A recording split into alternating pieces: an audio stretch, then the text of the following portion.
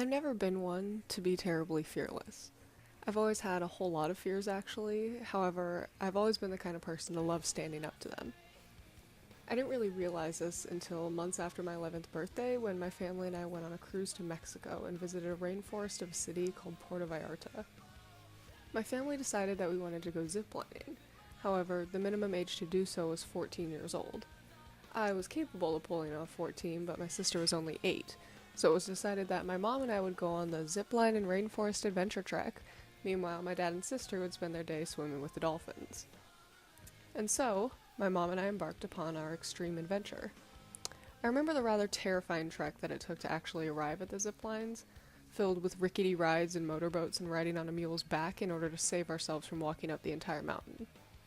Let me add, we were on mules, and I had the wall of a cliff on my left side, and about 1 foot over to my right, I could practically see myself falling to an untimely demise.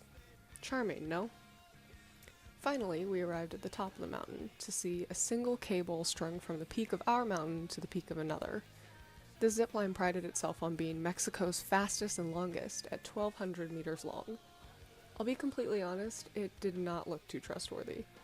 There was no braking system. In fact, we had to wear some old beaten up gloves in order to literally slow ourselves down by holding onto the cable as we reached the end of the line.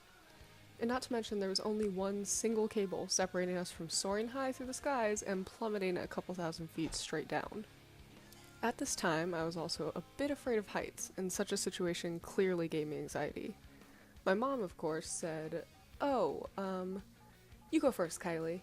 Sure, have the 11-year-old girl that's pretending to be 14 go first. I was utterly terrified at this point, and I'm pretty sure that I was shaking as our guide strapped me to the cable. People were telling me, on the count of 3, you jump. Keep your hand on the line and be ready to break. And then the countdown actually began. 3. Should I really do this? 2.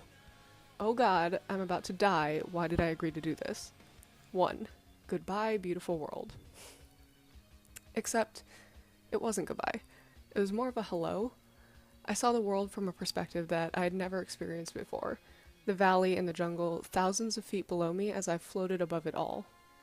Never in my life had I taken such a risk, had I challenged myself to such an extent, had I faced my fears in such a way. I'd never been so terrified in my life, nor had I ever felt so happy and alive.